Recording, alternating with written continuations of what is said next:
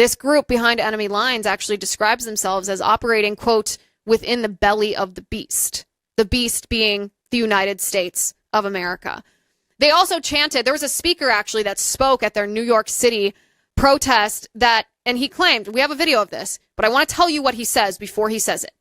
He says, we will show up stronger than we did the first October 7th. And in the background, there is a Hamas flag visible. Take a look at this. We did not act enough. We did not act enough. Repeat after me. We did not act enough. We did not act enough. If we acted enough. The headline behind me would read. Gaza has been liberated.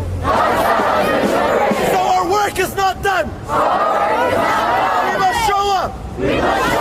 Stronger than we did the first October 7th. Louder than we did the first October 7th. Make it clear that we are not going anywhere. We will keep fighting until Palestine is free. From the river to the sea. Within our lifetime. Make some noise. Green flag. That is the green flag of Hamas, the terror organization, jihadist terror organization that killed innocent Israelis because they are Jewish. This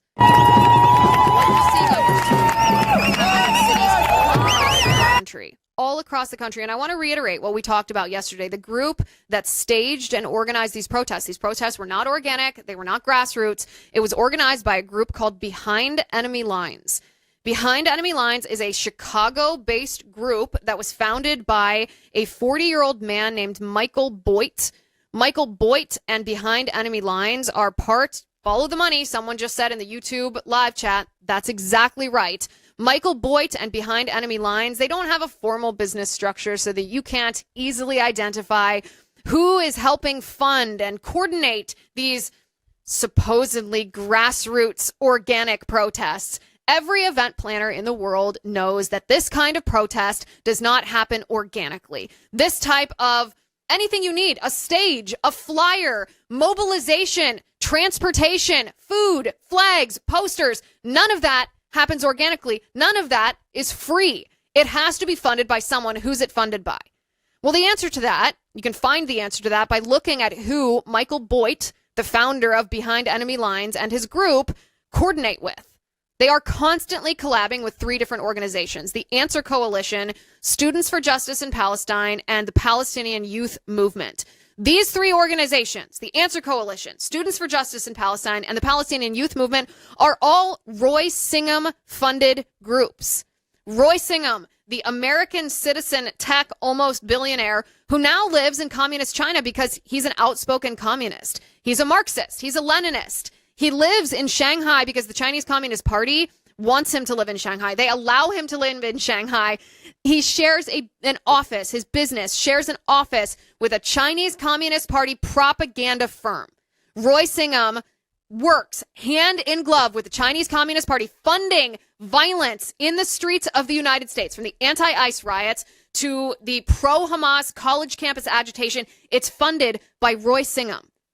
It's funded by Roy Singham, hand in glove with the Chinese communists, because that's the strategy the Chinese communists have told us. They've signaled us. They've admitted that their strategy for unseating the United States as the world dominant superpower is to cause domestic unrest within the United States. And Roy Singham is funding that.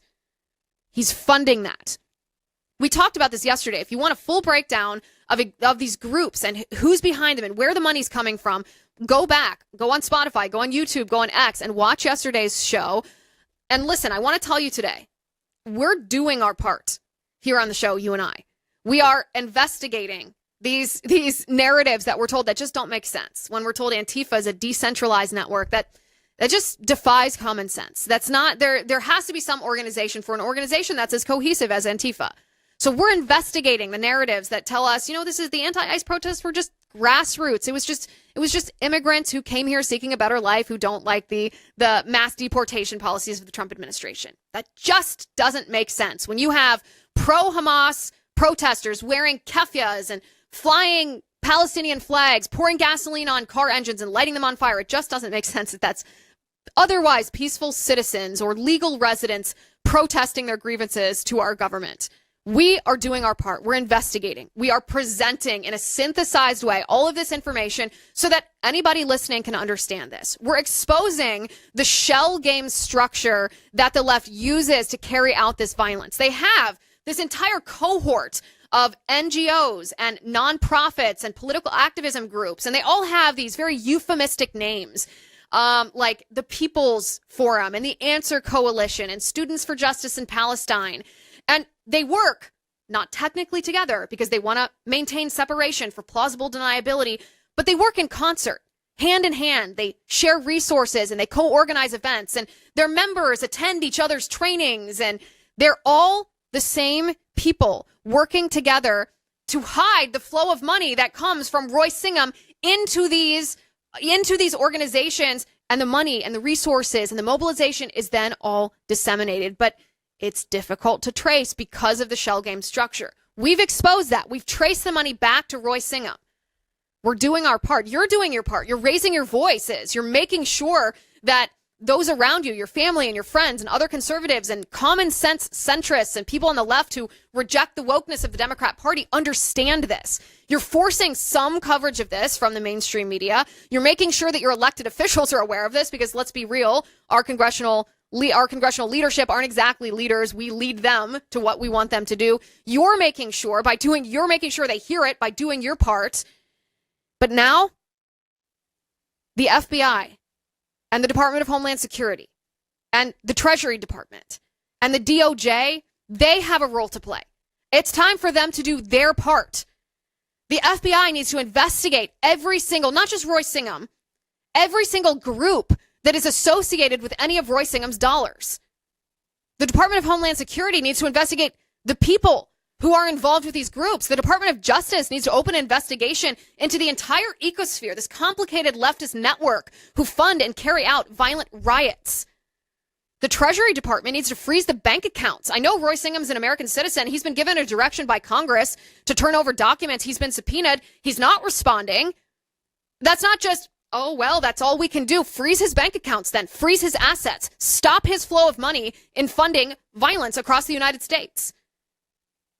It's time for our government to take action. We've given them all the evidence they need, neatly tied on the silver platter. We've raised our voices. We've handed it to them. We've made their job easy.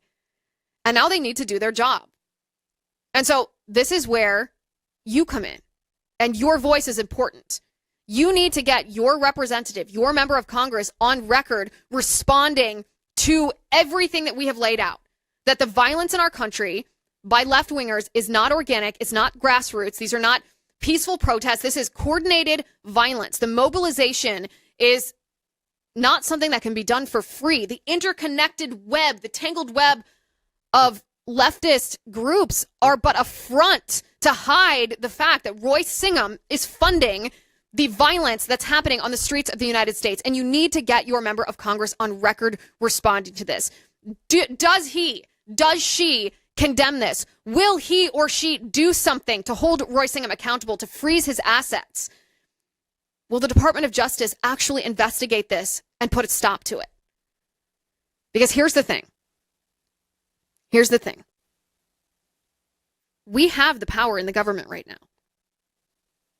Donald Trump is president of the United States. We have the White House. We have a majority in the House and the Senate, at least for now. And if we can't demand justice and receive justice when justice is due, when we are in power, then why do we even try to win elections if we don't do this stuff? There is tremendous urgency behind this cause. You and I have a limited amount of time to demand justice from our government before the power in our government is going to shift to those who hate us.